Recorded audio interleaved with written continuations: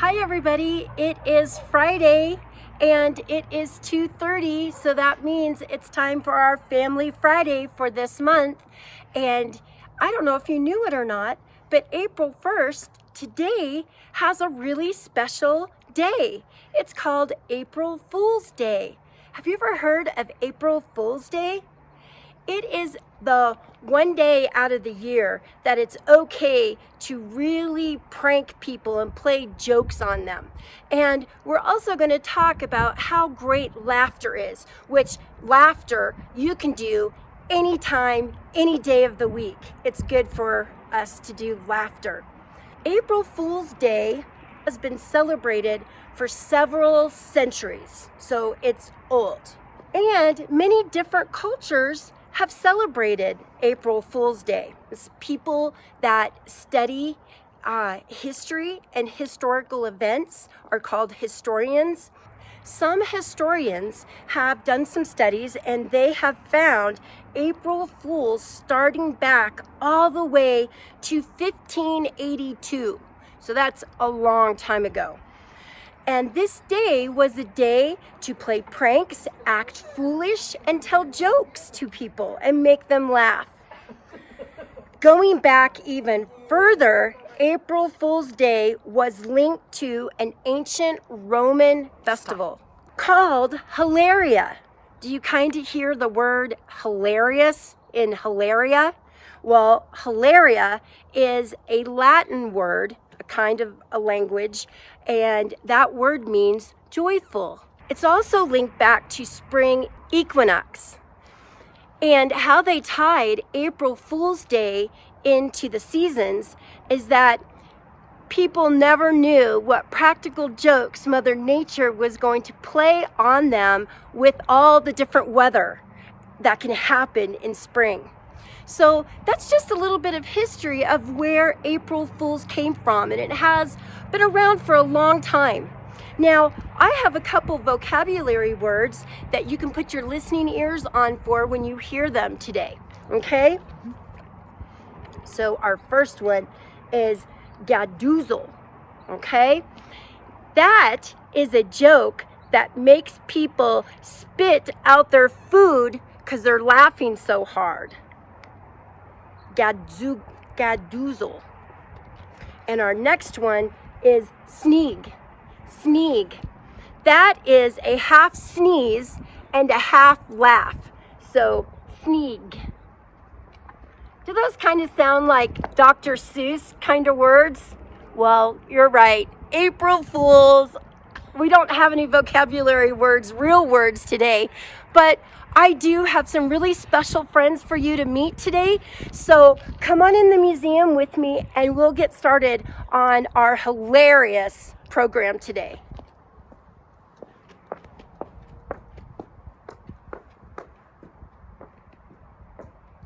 Well, hi guys. We are here now with a couple more of my friends. We have Samantha and we have Darvin. So we're talking about humor, things that are funny. Yeah. And everybody, no matter where you come from, what kind of nationality you are, everybody has humor. We all can understand that. And we may have different, some people have dry humor, some people have other kinds of humor, but we all laugh. And it is a good thing that we all laugh. So Samantha, you have brought some really funny, whimsical kind of things from our shop. Tell us about them. Yeah, so I'm Samantha. I work in the gift shop here at the museum. I'm the bookstore and publications manager, and I am Hopi and Danette. I brought two items that kind of exemplify little bits of humor that are common to like our culture, and especially highlighted in like the different pieces of art. So for us in our Hopi culture and Navajo culture, humor is like a really good way to reinforce relationships. We use humor in storytelling, in our traditional stories. It's also a really good way to like teach a point and like hold a mirror up to ourselves and like, you know, different behaviors. If you kind of poke fun at somebody who's doing something, like it really makes them notice and you're like, oh, maybe I should not do that. So this one is a really cool, and this one's at Goyala. This one's by Neil David Jr. And this is a clown figure, and clown figures are really important in Hopi and Pueblo culture, and they're really a good way of really highlighting the ways that we act and behave, and then the idea of like holding a mirror up to ourselves. So you can see this one has a really funny expression, and then like his stance is kind of funny here, and the idea that he's skiing is kind of different and humorous. And then this one is a piece by Elizabeth Manygoats, and this one is pottery. And you can see she put some really cute little sneakers on it. Oh, some And tucked in. yeah. Chickens don't wear shoes. Or is it a rooster? I don't know. But it has a really cute expression here with the shoes. So just a really funny expression, but something that's a beautiful work of art as well. Wow. Well, I have gotten a wonderful opportunity before to be at Hopi, and I did get to see some clowns there, and they just make you laugh. Yeah. So I also know with clowns, like when I was little or when my boys were little, we would have, you know, the painted on face, the hair and the nose, and you would have clowns, a kind of a clown at birthday parties. We've seen them at rodeos. And sometimes clowns could be kind of scary to kids, but what we're talking about here is they have a more important and even kind of a serious kind of message that we're learning through humor. Mm-hmm. Is that true? Am I on the right track? Yeah, for sure. And I think that's a really important distinction, is like pointing out that, you know, there's certain times and like what's appropriate. And I think that that messaging comes across in like our ceremonies that we have, and you know, it's their place within our whole larger culture, and that humor is a really important part of our culture. And I'd also like to talk to my friend Darvin here, who is, and you guys can all laugh at me, Dene. Now, okay.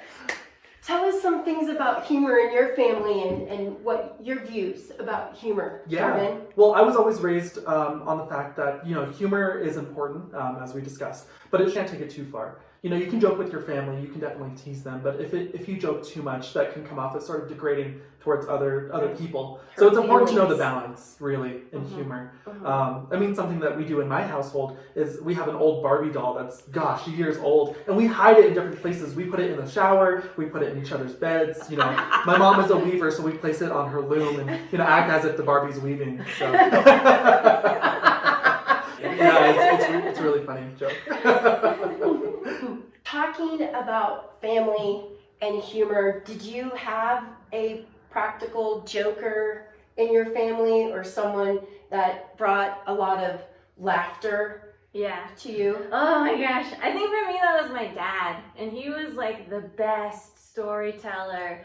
So he would get us all worked up about a story, and then we would just have like a really good laugh. And I think that's a really important part of why humor is a big part of our cultures, because it does allow you to bond with each other and laughing and gathering, and especially having a good meal together.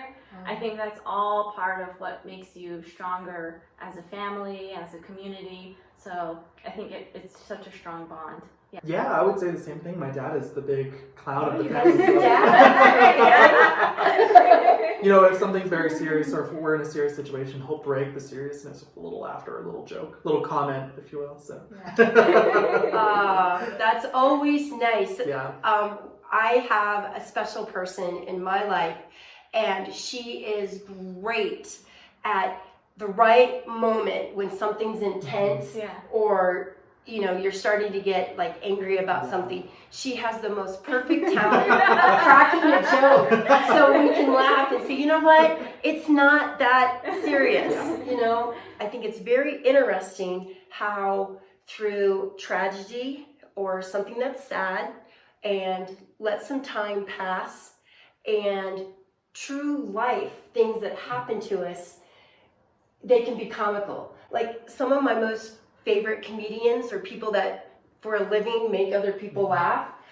Some of my favorite comedians, when they're making a joke, it's something about true life that we all understand, and it may be a crummy thing or a silly thing, but we all have been through it, and so we can laugh at these truths. Yeah. We can laugh at some of the sadness. And do you guys experience that too? Yeah. Anybody wants to share? Well, I'll just say that there's a lot of duality in my family, especially when it comes to times of sadness. So when someone passes in my family, we'll have a reception and a little gathering. Oftentimes, the burial of someone can be very sad and morbid, and no one likes to experience that. But usually right after that, there's a dinner or a lunch or something of that sorts. I find it interesting that, we go from being really sad to then going to a dinner and hearing all those laughs and hearing all those jokes being shared throughout the family. I mean, that's sort of that comedic relief that we all need after something so serious. Yes, so, very true. And it's, I think, nice too, because it's like, again, bonding with your family, but then celebrating like the good things in life and like remembering all of those good memories and being able to share that with your family. Again, I think that's so crucial for everybody, yeah. So now we are going to go across the street to what we call here at the museum, we call it our research side. And we do have a collection center there, a beautiful collection center there, where we house most of our precious and beautiful collections. And we have some more of my friends that are going to talk to us about some of the things that we have in our collection that are funny and whimsical, just like we shared some of these things, but we're going to go across the street in collections and see what they have in store for us. Welcome, everybody. I'm Kelly Hayes-Gilpin. I'm the curator of anthropology at the Museum of Northern Arizona. I came to the Southwest 40 years ago and got interested in archaeology, so I've been an archaeologist for a long time.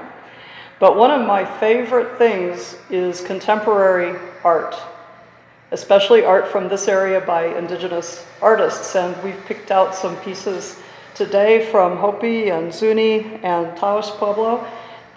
We've picked out some things that make us smile, and we hope they'll give you a smile today too. Hey, my name's Tony THIBODEAU. I'm the Anthropology Collections Manager here at the museum. We're inside the Easton Collection Center. This is where these objects live. My background is in anthropology as well as popular culture, but helping out with Kelly today to talk about some of these pieces, as Kelly mentioned, pieces that make us smile and make us laugh. And so, yeah, you want to talk about this first piece a little bit, Kelly? Yeah, the artist Pope Lee from Taos Pueblo in northern New Mexico painted this in 1938. So lots and lots of kids were in boarding schools in Santa Fe, and some became professional artists, including this one. And they were encouraged to paint from their own cultural tradition, but using Western, European, some conventions, but the materials especially. And what Pope Lee has done here is give us a beautiful scene of flowers and birds and deer romping in the forest. And this was a common subject matter at that time for these Santa Fe-based artists. But I love this piece because she's just put her own humor into it and just her own ideas. So we have the deer romping along, but look at this side eye here. Who are they looking at? Point over there, Tony. Who are they? These skunks over here, clearly poised to spray, and this is obviously recognized by other animals in the forest who are fleeing potential danger from these skunks over here. And then we should be showing this one on Valentine's Day instead of April Fool's Day, because we've got two huggy bears These here. two bears right here. Off in the woods to have their amorous moment. And the tail on the squirrel is all standing up, and the rabbits are also fleeing, whether they're embarrassed by the the bear's embrace or by the skunks about to go off, we don't know. But there's always a story in this artist's work, and there's always some humor. I think one of the things that I'm no art historian, but I do know that one of the things that she's been noted for in the past is the use of movement in her pieces and motion, and that's really demonstrated here. I think there are pieces that she's done to have more of a kind of a stationary animals, but several of the pieces that we have in the collection have running animals, and she really captures that motion, I think, beautifully. And she gets the interaction, that everybody's interacted. And these poor bears who are trying to be private are in the middle of all of it. Even the birds are diving down from the sky to take a look at what's going on. This is one of my favorite pieces. I would see this happy clown sitting on top of one of the cabinets in here and come in, and I wonder what the story is. The story is that Rosanda Sutopka is a journalist from Hopi. And she used to just make children's furniture for fun, and some of her little chairs for kids were these black and white clowns called Koyala, who live on First Mesa, and they're based on Koshari clowns that anybody from New Mexico will be familiar with from the Tewa Pueblos. There's a Tewa community on First Mesa, and that's where these clowns come and perform with the black and white stripes on their bodies and the corn husk tassels on these horns here. And they make us laugh, and that's their job, is to point out all of the weaknesses that humans have and all of the bad things that we do all year round, and they make fun of us and we learn from that. And that's what sacred clowns are. That's why they're sacred. They have this important job to do. And this one's wearing sunglasses and driving a shiny, glittery sports car, and H for Hopi. You're on the hood ornament. And then Indian market. What's that about? An American dollar sign card, a credit card. So going to Indian market with a credit card, and Tony's lived in New Mexico, so I'm going to ask him to tell us about Indian market. Sure. So if you're not familiar with the Indian market, it is I think the biggest market for indigenous art in North America, held every August in Santa Fe. And I don't know what the numbers are recently, but when I was living there, it's huge. It was an influx of maybe 200,000 people for just that weekend. So it's massive, and it's a huge opportunity for Native artists, not just from the Southwest, but from all over North America, but primarily in the Southwest, to come and sell their work. I know that there's indigenous artists who they really don't sell really anywhere else. They spend the rest of the year making their work specifically for that weekend, knowing that they have collectors coming in and they're hoping and planning to just sell out. So while it's a huge cultural event, it's obviously also a huge economic event. And that's of course where the credit card comes in. So it's a big event, and if your pal here gets to go and you don't, you might want to joke around about it. That's right, yeah. There's definitely some... I can see there's a lot of potential for some clowning. There's definitely clowning potential. Between the money and the competition. Yeah, yes. But it would be fun to drive a silver sports car all the way to New Mexico and not have to worry. Got my credit card in hand. Yeah, this piece actually sits on top of one of the cabinets here in the storage area downstairs. So it's not inside of a cabinet, it's actually kind of out. It's great for collection staff because we see it all the time, and even if you're having a bad day, you walk by this piece and the smile on the face here of this figure, just it brightens my day just to see it here in the collection. It cheers me up. Place. And who doesn't love glitter? I want to start with how this little piece came to the museum. Last year, summer of 2021, I was just rolling up to visit our Native Arts Festival here at MNA, and I got a text from Darvin Deschini, our programs coordinator, who many of you know, and it was just a photo of this piece. And Darvin said, "Cholo mouse, we need it." So I went to visit the booth of the artist. I fell in love. I recognize this heart line as being something that potters from the Pueblo of Zuni always put on their pots. It's the life and the breath of the animal that they're representing, so it's very important. But I've never seen a Zuni piece or any other Pueblo piece with a mustache, a headband, and tattoos like this. So I'm going to ask Tony to explain. Sure, I'll talk about this a little bit. This is by Mallory Kitaki from Zuni Pueblo. Kelly mentioned it. We got it here at the museum in the summer of 2021. And I'm not Hispanic or Chicano or Latino or Latinx, but I did live in New Mexico for about 23 years, and anybody who's spent any amount of time in New Mexico will immediately recognize some of the imagery that Mallory has included on this mouse. So, we affectionately call it Cholo mouse, and Cholo is a term that's used to refer to, Hispanic men typically who oftentimes have tattoos and drive lowriders, and that culture is very, very deep in the culture of northern New Mexico. And while Mallory lives in Zuni Pueblo, which isn't really considered northern New Mexico, I understand that she spent a lot of time in Albuquerque, also affectionately referred to as Burque, where Cholo Hispanic culture is really prevalent, but as well in the northern villages, kind of in Santa Fe and north of there. So along with the lowriders, the other, trappings, I guess, of Cholo culture. There's some really interesting pieces on here. The tattoos, I think, are really cool. The one here that says Cheese Life, the sad and the tragic faces over here. These are common motifs and themes in Cholo culture. On the back, we've got the Sacred Heart in the middle of the back right here. There's a Chola right here with the baggy pants. I think she's even wearing Nike Cortez sneakers, which are like classic Chola wear.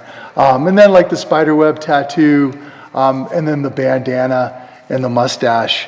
What's he got on his arms here? There's more tattoos over here, and it says Loco Mouse Mini, right? Oh, there's the in girlfriend. Reference to the girlfriend, probably, right? Por vida. For life, right? Your Cholo for life. So just some really cool images on here, right down to the black Chuck Taylor Converse high tops that the mouse is wearing. And I use the term Cholo just because that's a term that's very commonly used in New Mexico. And Mallory used that as a She title used of that the piece to title when we the talked piece, about it. right?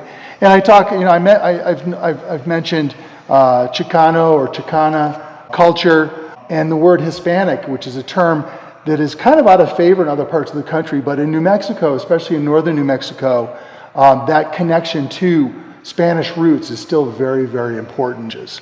So it's a really interesting piece. You can't help but smile when you look at this piece. So that's really why we pulled it today to talk about. Let's take a look at this piece. So this is a Zuni water jar, and this is what Zuni ladies used to carry water in on their head, and there are still Zuni ladies who carry the pots on their head, but it's more for a performance, and it's like a women's society where you earn the right to take part in the Zuni Oya Maidens performance, and sometimes we have those Oya Maidens here at the museum in the summer to perform. And this is a piece that came to us at one of our summer art fairs with a potter named Tim Adaki from Pueblo of Zuni, who's a master potter working in the Zuni tradition. So makes water jars for the Oya Maidens and to make a living. He's no longer with us. This is from 2018, and he left us a few years after that. But he told me with this piece, I thought, oh, what a beautiful Zuni water jar. And then I looked closely and, Tim, your deer are eating the design. And he laughed. And I said, why are the deer eating the design? And he said, well, I just felt like something was eating at me. And when you make pottery, you're supposed to be in a good mood and have a good heart. And I just wasn't feeling it. I was upset about something that was happening in my life. And I just felt like something was eating at me, and then I just thought, these deer are going to be eating the design. And then he just took it from there. He said, after that. I couldn't stop. So here's the deer are eating the frog, and water creatures are very important in the Zuni creation and migration story. So here's a frog wearing a rain cloud, but the deer are nibbling on him, and he's gone all googly-eyed, and the pollywogs are swimming away as fast as they can. So we don't want to be eaten by the deer. So then what happens? Let's see. Somebody has shot the deer. The teeth are amazing. This one's grinning because he's not getting shot. And you see what's happening here. He's so startled. That's what deer do when you shoot them. Bang. And then the final episode. Here's the poor munchy deer's head mounted on the wall in the winter solstice ceremony called Shaliko. But the whole community of Zuni comes together and puts on the Shaliko ceremony, and they'll decorate the house with beautiful clothing and blankets on the walls and deer head, and they're usually wearing turquoise necklaces. And here's Tim's auntie laughing because she has spotted Santa Claus with his red cheeks. Says, Rudolph shot his reindeer. Somebody shot my reindeer. And that is the story of Timodaki's water jar. Well, Tony and Kelly, thank you so much for your time and all of your great information that you gave us. That was really fun, and the artwork was beautiful to see. Thank you. So, Darvin, since you were known as the trickster, prankster, practical joke person around the museum, we thought it would be appropriate today to have you go around and we'll do some practical jokes on people. Now, it's really, really important to know, like we've mentioned today, to know the balance of, doing something that's gonna hurt someone's feelings or something that is funny. So Darvin's gonna take us on a little practical joke journey that's gonna be funny. And maybe you can learn some little practical joke things that you could do on your parents or siblings or someone in your family that would make them laugh, and you can all kind of giggle together. We are making a plan to play practical jokes on people that we work with here at the museum. One thing I do know is look up on the ceiling around our There's a head. What's that? What? April Fools! April Fools! I'm like, what's going on in this place? Thanks, guys. So, see how much fun you can have with sneaking up on your family and pranking them? Let's go find some more. Welcome to our employee staff kitchen here at the museum. Darvin is going to put a play dinosaur in the refrigerator, so when a staff person opens it up, they're going to see a dinosaur staring at them.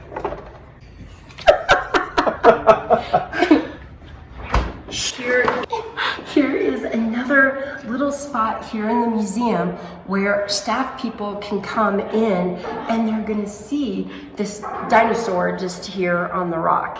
And they're going to wonder, what is that toy dinosaur doing here? And it's a funny trick. So Mary Soliday is sneaking around the other way of the museum, another part of the museum. We're going to create some fake conversation so that Mary can sneak behind Kaylin, who we're going to talk to in just a second. Let's go. Hey, Kaylin. We are filming for Family Friday. I'm looking over here. This best angle right over here. Yeah. Oh, right over here is. Yep. You need to be looking this way. Yeah. We just want to ask you, what's one of the best pranks that your family has pulled on you? Yeah. I don't think I have one. Your family doesn't do pranks? I don't think I have one. Oh no, what is the best prank you have pulled on your family? Oh.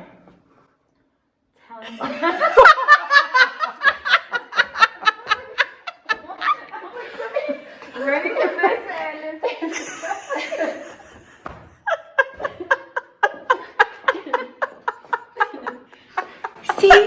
great way to put a smile on somebody's face. So how's it going? Yeah. So remember, here is Samantha. She was with us today. She's holding down the bookstore. This is her regular job, and we're lucky to have her. She does a lot of great things here in the bookstore and in the museum shop. Yeah, Samantha, tell us a little bit about the bookstore. Hi. So we have.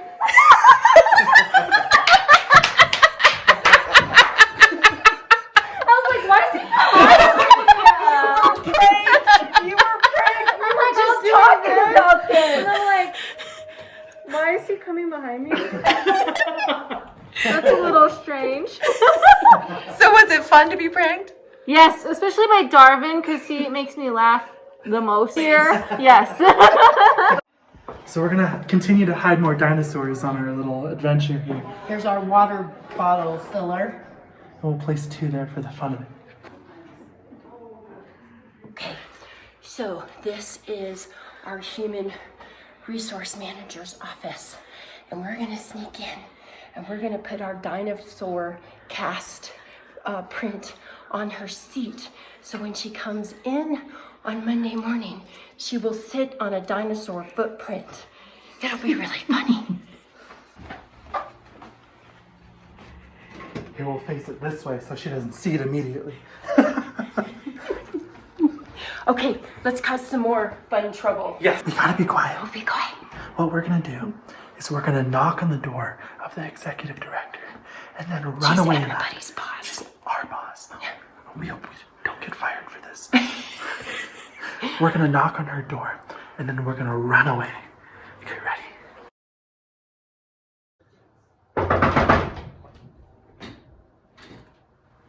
Yes.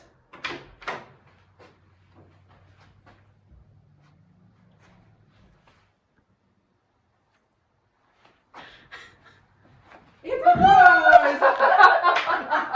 guys. So that's the end of our program, and I've had so much fun today. I hope that you've had fun laughing with us, and I hope you got some really great ideas that you can do for this April Fool's Day. And can't wait to see you next month. Bye.